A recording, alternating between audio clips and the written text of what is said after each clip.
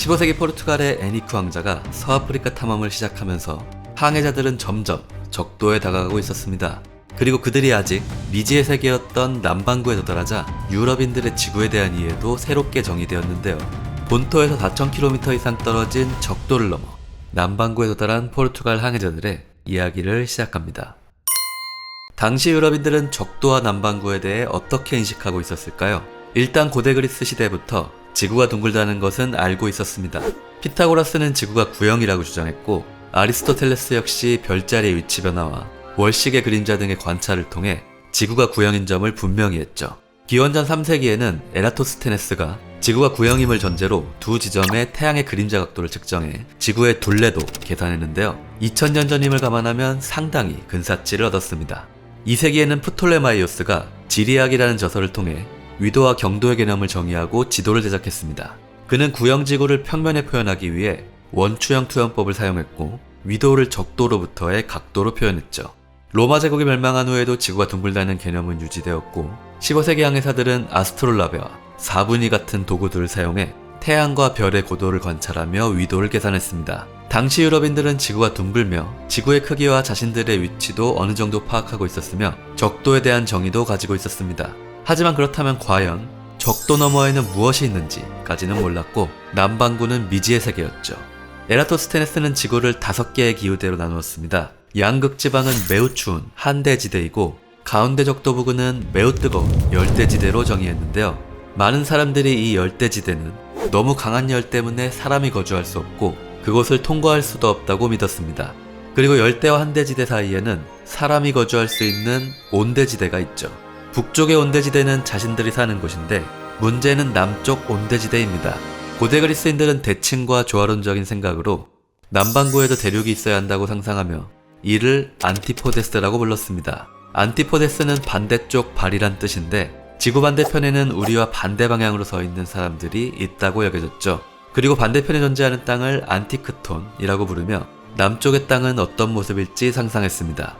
그러나 중세 기독교에서는 이 개념을 받아들이지 않았습니다. 만약 남쪽에도 사람이 산다면 그들도 아담과 이브의 후손이어야 하는데, 과연 북쪽에 있는 사람이 그 뜨거운 열대지대를 지나 남쪽으로 갔다고 믿어지지는 않았기 때문입니다. 이처럼 당시 사람들에게 남반구의 모습은 상상의 영역이었고, 적도는 넘어갈 수 없는 장벽처럼 여겨졌습니다. 하지만 포르투갈 탐험가들이 점점 적도에 다가가면서 이러한 심리적인 장벽들도 점차 무너지기 시작했습니다. 그곳에는 사람들도 살고 있었고, 조금 덥긴 했지만 통과 못할 정도로 뜨거운 것도 아니었습니다. 애니쿠 왕자의 항해 사업은 이렇게 단순히 새로운 땅을 발견하는 것을 넘어 유럽 사람들의 세계관을 확장시키고 있었습니다. 바람과 해류에 대한 이해를 통해 항해 기술도 크게 발전했으며 정밀한 해도가 작성되고 지구에 대한 이해도 높아지고 있었죠. 그러나 애니쿠 왕자가 사망한 이후로는 포르투갈의 서아프리카 탐험은 거의 중단되었습니다. 그의 항해 사업을 이어나갈 사람이 없었기 때문인데요. 사실 애니쿠의 항해 사업은 많은 비용이 들지만 즉각적으로 수익이 나는 사업은 아니었습니다. 사하라 무역과 일부 연결되긴 했지만 막대한 금이라던가 뭔가 큰 수익을 내는 품목을 찾지는 못했죠.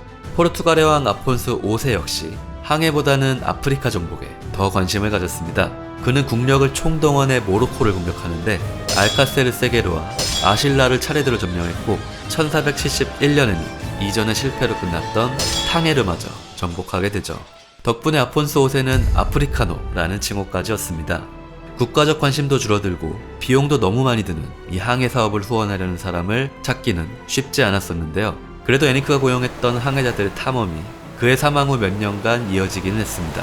그중 한 명이 바로 페드로 두 신트라라는 항해자인데요. 그는 계속해서 서아프리카 탐험을 이어나갔고 1462년에 시에라리온까지 도달합니다. 시에라리온이라는 이름도 그가 지었다는 설이 있습니다. 시에라리온의 어원은 포르투갈어로 세라리오와 즉 사자산맥이라는 뜻인데요. 이곳의 험준한 산악 풍경이 사자를 떠올리게 했다는 설이 있고, 또는 폭풍우가 몰아칠 때 천둥 소리가 마치 사자의 포효처럼 들렸다는 설이 있습니다. 포르투갈은 이후 이곳에 요새를 지었고 대서양 항해의 중간 기착지 중 하나가 되었습니다. 시에라리온 강 어귀는 천연심의 항구로 서아프리카에 몇 안 되는 좋은 항구 중 하나입니다. 그래서 당시 항해자들이 대서양을 항해할 때 이곳에 들리는 것을 선호하게 되죠. 페드로 두 신트라는 시에라리온을 넘어서 더 남쪽으로 항해를 계속 이어나갔는데요. 그리고 그는 현재 라이베리아 부근인 케이프 마운트를 지나 오늘날의 라이베리아 수도 몬로비아가 있는 메스트라도고까지 진출했습니다. 이곳에서 그는 주민들을 만났지만 그들이 사용하는 언어는 통역가조차 이해하지 못했고 그는 다시 포르투갈로 귀환하며 탐험을 마무리했습니다. 이제 포르투갈 항해자들이 항해를 더 이어나가기 위해서는 새로운 후원자를 찾아야 했습니다. 그렇다면 과연 누가 항해를 위해 막대한 돈을 투자할 수 있었을까요? 이때 등장한 인물이 바로 페르난 고메스라는 상인입니다. 그는 1469년에 연간 20만 레알의 거액의 임대료를 내고 아폰스 5세로부터 기니만 무역에 독점권을 부여받게 되는데요. 당시 일반 노동자의 하루 임금이 약 5에서 10레알 정도였다고 하니 상당한 재력을 가진 상인이었음을 알 수 있죠. 게다가 고메스는 여기에 추가로 10만 레알을 더 지불해서 기니 후추 무역의 독점권까지 확보합니다. 기니 후추는 멜레게타 또는 낙원의 곡식이라고 불렸는데 검은 후추의 인기 대용품이었고 사하라 사막을 통해 유럽으로 운송되던 중요한 교역품 중 하나였습니다. 고메스가 여기에 이런 거금을 투자했다는 사실은 당시 향신료 무역이 얼마나 큰 가치를 가졌는지를 보여줍니다. 페르난 고메스의 이 계약에는 단순히 무역 독점권만 포함된 것은 아니었습니다. 계약 조건 중 하나로 그는 아프리카연을 따라 매년 100레구와 약 600km 정도를 탐험할 임무도 맡게 되는데요. 이 계약에 따라 고메스는 항해사들을 고용하기 시작했습니다. 페드로 신트라 역시 고메스에게 고용되어서 항해를 이어나갈 수 있게 되었죠. 이제 포르투갈 탐험가들의 새로운 활동 무대는 기니만이 되었습니다. 그리고 페르난 고메스가 고용한 항해사들은 기니만에서 항해 영역을 점점 넓혀나가기 시작하는데요. 1471년 주앙드 산타랭 그리고 페드로 에스코바르라는 항해자들이 현재의 가나에 위치한 엘미나에 도착합니다. 이곳에서 그들은 충적층 금무역을 발견하는데요. 지역 주민들이 강이나 하천에 퇴적된 금을 채취해서 아랍 상인들과 무역을 하고 있었는데 상당히 번창하고 있었다고 합니다. 이 소식을 들은 페르난 고메스는 당장 이곳에 금을 거래하기 위한 무역소를 설립하죠. 그리고 그는 이들과의 금무역을 통해 막대한 수익을 올리게 되는데 그의 이름도 페르난 고메스 다미나로 알려질 정도였습니다. 그는 이곳에서 벌어들인 돈으로 포르투갈에서 경제적으로 상당한 영향력을 행사하게 되고 아실라 정복 때도 아폰스 5세에게 재정적 도움을 제공함으로써 기사 자기까지 받습니다.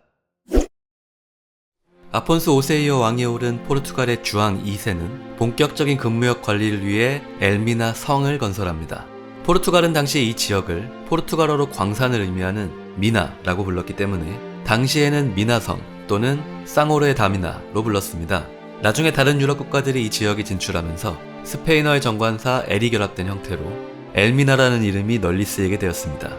이곳은 아르긴 요새와 마찬가지로 해안 지역에 요새화된 상업 전초기지였습니다. 이런 곳들을 페이토리아, 영어로는 팩토리라고 불렀는데요. 페이토리아는 요새화되어 군사시설이 있고 선박을 수리하고 보급받을 수 있으며 세관이나 창고, 예배당 등도 갖추고 있었습니다. 또한 지역의 무역을 통제하고 세금을 받으며 상선들을 보호하는 역할도 했죠. 주왕 2세는 군인이자 탐험가였던 디오구드 아잠부자에게 이곳에 성을 지으라고 명령합니다. 그는 포르투갈에서 600명의 군인과 100명의 석공과 목수를 태운 함대를 끌고 이곳에 도착하는데요. 현지 족장인 콰미난사를 불러서 선물을 주고 환대하며 요새를 지으면 서로 이익이 될 것이라고 설득했죠. 하지만 포르투갈이 요새를 짓기 시작하자 그 과정에서 일부 마을 사람들의 집을 철거하기 시작했고 특히 그들이 신의 집이라고 믿었던 어떤 바위까지 깎으려 하자 마을 사람들의 분노가 폭발하게 됩니다. 심각한 상황이었지만 포르투갈의 목수들은 조립된 건축 자재를 가져왔기 때문에 단 20일 만에 재빠르게 1층을 지어버렸다고 합니다.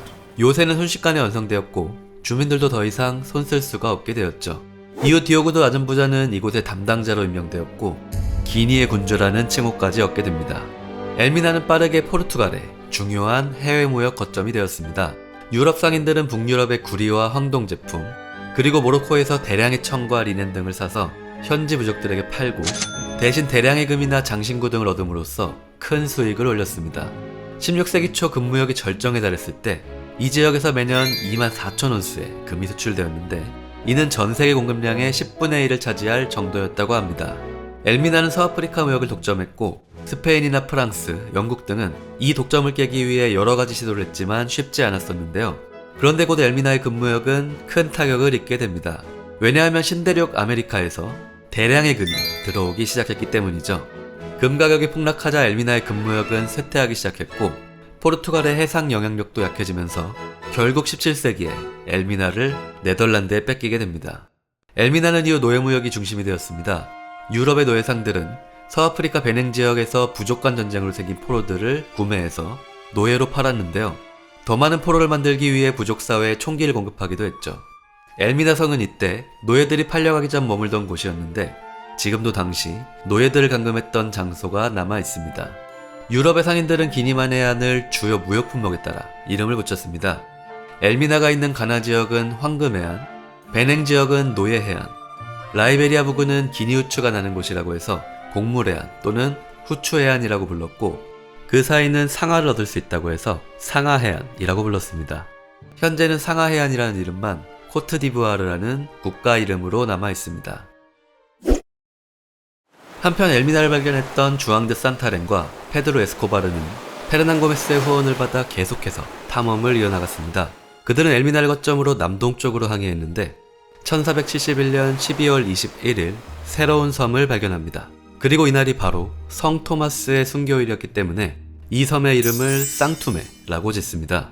당시 쌍투메에는 사람이 살고 있지 않았지만 탐험대는 이곳이 무역기지로 적합하다고 판단하고 포르투갈에 보고합니다. 그리고 얼마 안가 또 다른 섬도 발견되는데요.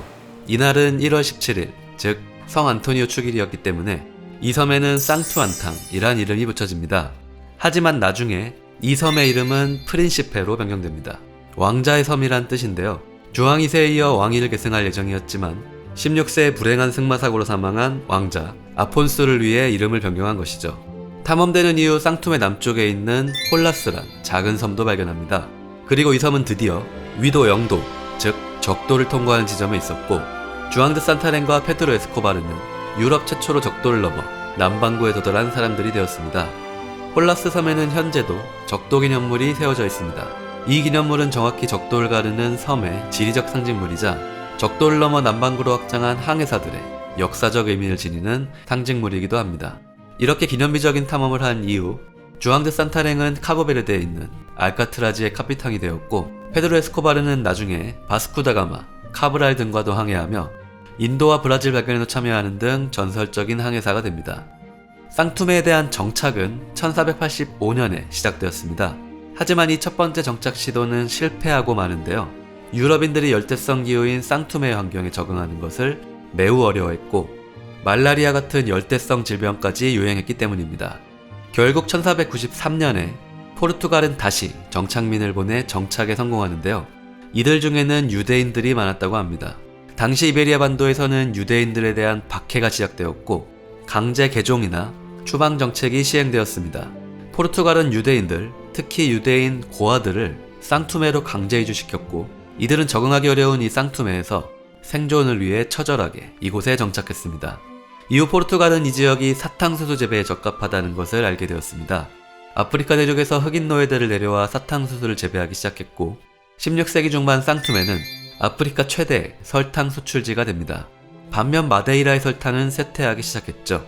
하지만 쌍투메의 설탕 역시 나중에 브라질에서 더 품질 좋은 설탕이 대량 생산되면서 점차 쇠퇴의 길을 걷게 됩니다. 페르난 고메스가 고용한 항해자들의 탐험은 여기서 끝나지 않았습니다. 그 중에는 페르낭두 포라는 또 다른 탐험가도 있었는데요. 그는 1472년에 현재의 적도기니의 비오코 섬을 발견합니다. 그는 이 섬의 이름을 아름다운 꽃이란 뜻의 포르모사 플로라라고 불렀지만 유럽에서는 발견자의 이름을 따서 1900년대 중반까지 이 섬을 페르난두 포섬이라고 불렀습니다. 비오코란 이름은 이 섬의 주지사와 총리를 지냈던 크리스티노 세리체 비오코 이름을 따서 1979년에 변경된 것이죠. 비오코 섬은 육지와 가까운 곳이니만큼 사람이 살고 있었습니다. 아프리카 본토에서 이곳으로 건너온 반투족인 부비인들이 있었죠. 포르투갈은 이 섬 역시 사탕수수 재배를 위해 개발하게 되는데요.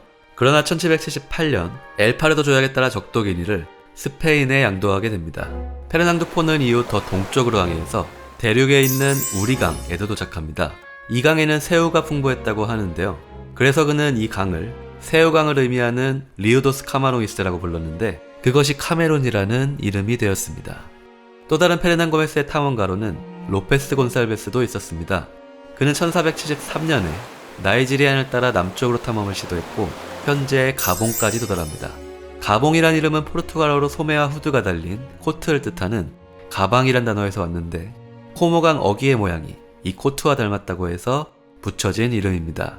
곤살베스는 이후 가봉의 로페즈곳까지 탐험을 이어갔고 로페즈곳이라는 이름도 그의 이름을 따서 명명되었습니다.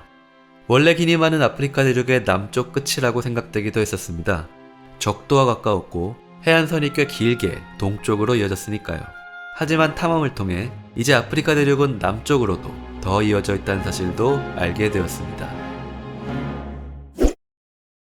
자, 이렇게 포르투갈 탐험가들은 마침내 적도를 넘어 남반구에 도달했습니다. 이는 유럽의 항해사에 있어서 기념비적인 성과라고 할 수 있는데요. 미지의 남반구에도 땅이 있고 사람들도 살고 있다는 것을 확인했으며 통과할 수 없는 뜨거운 열대지대라는 믿음도 깨트렸습니다. 이것은 유럽인들의 세계관의 확장으로도 이어졌습니다. 기존의 신화적인 세계관들은 해체되고 지구의 기후와 자연환경에 대한 관찰로 이어지면서 과학적 탐구를 촉진시키는 계기가 되었죠. 항해 기술에 있어서도 새로운 도전이었습니다. 북반구 항에서는 북극성을 기준으로 항해가 이어졌지만 적도를 넘으면 북극성이 보이지 않아 어려움을 겪었습니다. 그래서 남반구에서는 남십자성을 새로운 기준으로 삼아 항해를 이어갔고 항해 도구들도 개량되는 등 기술적 진보가 이루어지게 되죠. 엘미나의 성공은 포르투갈이 해상 강국이 될 수 있는 기반을 마련했고 많은 유럽의 강대국들도 끌어들여 대항해 시대를 더욱 촉진시켰습니다. 하지만 그로 인해 많은 아프리카 사람들이 대서양을 건너 노예로 끌려가 고통받기 시작했습니다. 북반구와 남반구의 연결은 북반구 사람들에게는 새로운 기회였지만 남반구 사람들에게는 비극의 시작이었죠. 포르투갈이 적도를 넘어설 수 있었던 것은 여러 요인들이 맞물린 결과였습니다. 애니크의 항해 사업과 항해를 통해 축적된 항해 기술, 선박과 항해 도구의 발달, 항해자들의 도전 정신과 페르난 고메스의 후원, 그리고 엘미나라는 거점이 있었기에 가능했다고 볼 수 있습니다. 그리고 적도를 넘은 포르투갈의 탐험가들의 항해는 이제 아프리카 대륙의 남쪽 끝을 향해 나아가게 됩니다.